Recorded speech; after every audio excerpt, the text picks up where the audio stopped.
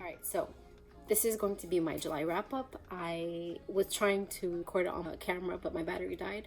So I'm just going to use my iPad camera. So I'm hoping that the quality is okay. But these two books are books that I read that I have a reading vlog on. So you can check those out on my channel. Another book that I read is Sky in the Deep by Adrienne Young. So the story behind this is it's about a clan rivalry. So there's a girl that is fighting in a battle, and whilst fighting she recognizes one of the soldiers that they're fighting against, and it happens to be her brother, who is supposedly dead. And then from then on the story is told. This is about inheriting grudges. It's about looking at your differences and your similarities, and why not look at your similarities and allow them to unite you, as opposed to solely just looking at your differences and using that as an excuse to fight people or to push against them. The clan's rivalry started centuries ago that they don't even know how it started, but it had to do with their respective gods. And I like the story. It was a really quick read. I think I read it, I think I read it in one sitting. It was like in the AM. I liked the characters. I think I liked them all. They were pretty level-headed, practical, logical. I generally dislike characters that are super rash, characters that kind of fall in the category of the people that cut off their nose to spite their face. So I'm not a fan of characters that are like that. Characters that are level-headed are characters that I'm generally going to like. Even if it's not, you know, they're not 100% practical or whatever.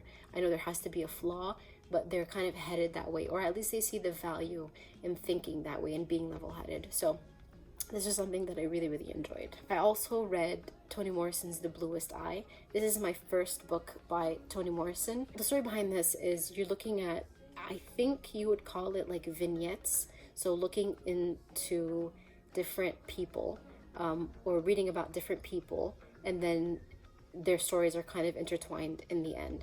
So you start off seeing an African-American family, and like this is like set in 1900s. So it's 1940s, post-depression 1940s Ohio. So you're looking at this family, and you're looking at these different families in this community and how their stories are intertwined. Different chapters will include different people that you were introduced to towards the beginning, or people that were referenced or mentioned in the beginning of the story. It was a very uncomfortable read, but I think it was obviously meant to be that way. It's meant to make you uncomfortable. It's meant to make you say, oh, that's so true. Why is that? I think that's the ultimate goal. So things that it looks at are standards of beauty, or how beauty in general is generally connected to one race, and the features of that one race. And anything that is not in line with that is seen as ugly. So not that it's less beautiful, it's seen that it as being on the opposite end of the spectrum. So in the story, you'll see different characters question why being black and being beautiful are mutually exclusive. So you can't be both. And beauty is connected to, you know, being white and having features of white people, having blue eyes. One of the characters is described as looking very black. So they give you, the description that's given to you are features of somebody who is of African descent. And they are made to feel like, you know what, your features are too black, even by people that are in the African American community. You are too black, therefore you are too ugly. And so one of the characters that is told this is a young girl who wishes for blue eyes. And then you look at, there are some of the chapters that were super uncomfortable when it came to pedophilia. So one of the characters desires young girls and starts talking about that desire. So that was not the best chapter to go through. But you get to look at these different families and how they started, how they came to be the people that they were at the start of the story. So you get to see them, or you are introduced to them very briefly, but then some of the chapters are dedicated to looking at the individuals of that family and then showing you where they came from, what made them who they are, and what are the prejudices that they have now that can be explained by looking at something that maybe somebody said to them when they were children, or something that their grandparents were told, and so on and so forth.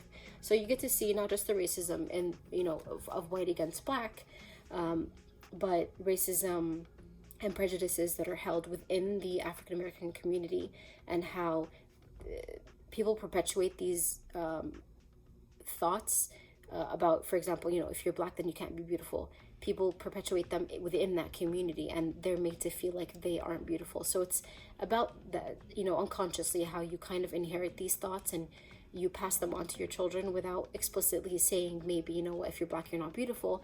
But it's implied that if you have, such, these specific features, then you cannot be beautiful, without saying that if you're black, then you're not beautiful, if that makes any sense.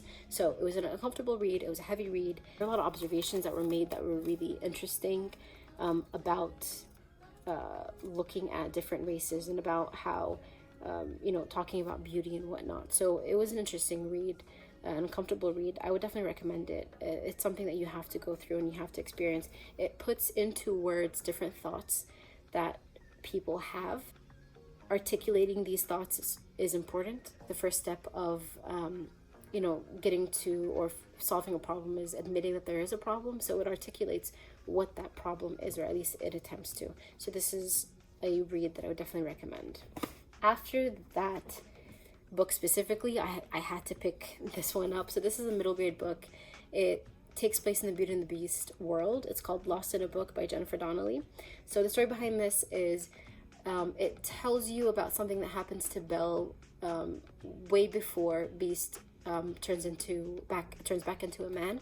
So you see their interaction in the castle while he's still a beast, and this story specifically is about her getting lost in a book. So there's a book in the library that she kind of is able to transport into, and there's a plot. That's all I'm gonna say. She's in this book. She has to find her way out, is I think the only thing that I can say. Quick read, light read, interesting. I like the characters. There are characters that you're familiar with, and there are new characters that you're unfamiliar with that I liked as well. So this was a good read. I was also able to start 2 different series. So the first one is Radiance by Grace Draven. I wasn't aware that this was part of, or this had like a continuation.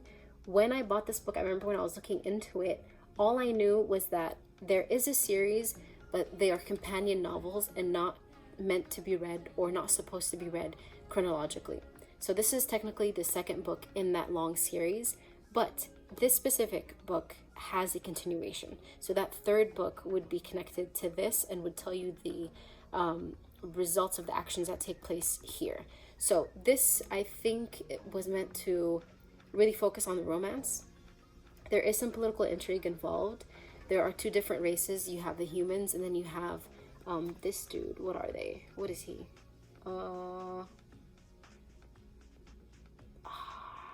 The Brishan? Nope. What is it called? Oh, okay, the Kai Kingdom. So he belongs to the Kai Kingdom, a different race. And she is a human, and they are set to wed. He's a prince, and she is just, I think, the niece of a king. And so they get married, and you get to see their honesty. What I appreciated was their honesty towards each other, and even their first interaction was a cute, funny interaction. They weren't aware of who the other one was, and they were openly talking to each other. So focuses on the romance, but there is some political intrigue involved, and it ends on a cliffhanger. So I'm trying to get a hold of the continuation, the third book in the series. But overall, I really like this. Super quick read. I think it was like 200 something. Yeah, it was 280-ish, 2 something. A little under 300 pages. What I didn't like is, it has nothing to do with the story, but do you guys see how white the pages are? It reminds me of like the books that you read for research for school. I don't know why. That kind of threw me off in the beginning, and I was like, I really don't want to read this. but it's such a superficial thing. But overall, really enjoyed this. If you like stories that have equal attention on romance as well as the plot, then this is going to be a story for you. The other series that I managed to start is the All Souls trilogy by Deborah Harkness. So this is the first book in that series, a Discovery of Witches. The second one is called Shadow of Night, and the third one is the Book of Life. So this got adapted into a series. I watched the first season when it came out, like about a year ago, or even more than that. I think it was like 2 years ago. I liked it when it came out. I liked the actors that were cast. After reading this and going back and watching some of the first season, I don't like the adaptation anymore in terms of what they chose from the book to tell. Separate story. So this is a world where witches and demons and vampires exist. There is a girl called Diana Bishop. So Diana Bishop is an academic, studious person. She's a professor at a university, but she happens to also be a witch. But she does not use her powers. She thinks she doesn't use her powers at all. One day while she's doing research in a library, in the University of Oxford's library, she happens upon a book that is supposed to be lost for centuries. And so when she happens upon this book, she kind of inadvertently calls for it. When she finds it, creatures around get a sense of it, and they are all trying to get their hands on this book. This book is meant to, well, they're not really sure what this book does, but the theory is that this book either just gives you the origin of all creatures, the origin of all magical creatures, so witches, demons, and vampires. It kind of will give them purpose, knowing where they came from, how they came to be what they are. The other theory is that witches think that the book will tell them how to end vampires. I'm not sure if it's vampires and demons, but mainly how to end vampires and get rid of vampires, sort of like purge the world of vampires. So everybody has theories about this book. Therefore, everybody wants this book to serve a specific purpose. So she comes upon this book, and then she meets a vampire who is curious about this because he's been searching for this book as well. So, and obviously there's a romance involved. The downfall, or a negative that I would say that this book has, is it's very detailed. It can kind of get super bogged down by the detail. Even for somebody like me who's interested in history and all of that, there's just a lot of information that's being thrown about that looks like it's been amazingly researched, but it's just a lot of information. And then that kind of opens the door to there being kind of too many subplots. There are a lot of things going on. There's so many things that they have to find, so many people that are coming up, and you're kind of lost as to, okay, so why is this important, or why is that important? Because there's so many things that are being done. So I think those are the main negatives, or my issues with this book. There are just a lot of things going on. After I finished reading this, there was a review that I read on Goodreads that summarized exactly how I feel. If I find it, I'm going to try to put it on the screen somewhere, but it summarizes exactly how I felt about reading this book. Although I did like it, I will definitely continue. It was just, there was a lot going on, and I mean, it's a pretty thick book. It's like 600? It's almost 600. It's like 580, 570 something pages. So it's not a light book. I mean, this could do some damage. So I want to read the second and the third so I can finish, but I'm just bracing myself for the amount of details that I'm going to be met with.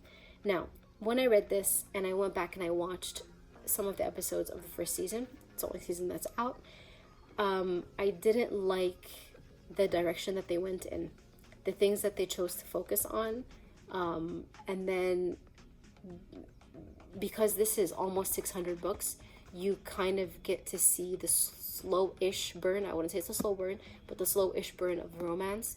But in the adaptation, it's kind of too quick. I don't want to say it's insta-love, but it's a little bit sped up, which is something that I didn't really like. So, I mean, had I not read the book and maybe only watched the show, it wouldn't have been highlighted as much. But because I read and I saw how the relationship played out here, and then seeing it play out in the series, there's a point of contention for that.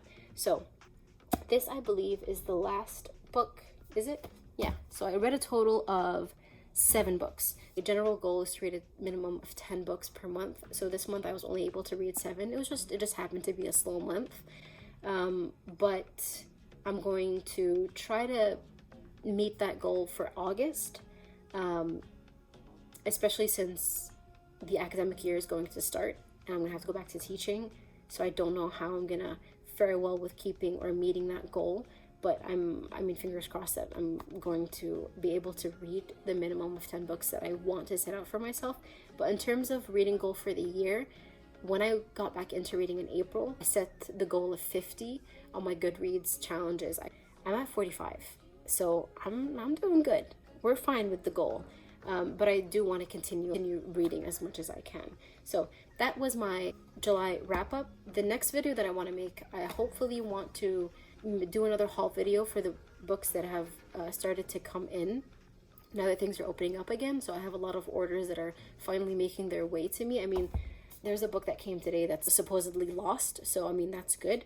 So I have a lot of books that are coming in that I want to do a haul for, as well as another reading vlog, because I really enjoyed making my first reading vlog. So don't forget to like, comment, subscribe, and I'll see you guys next time.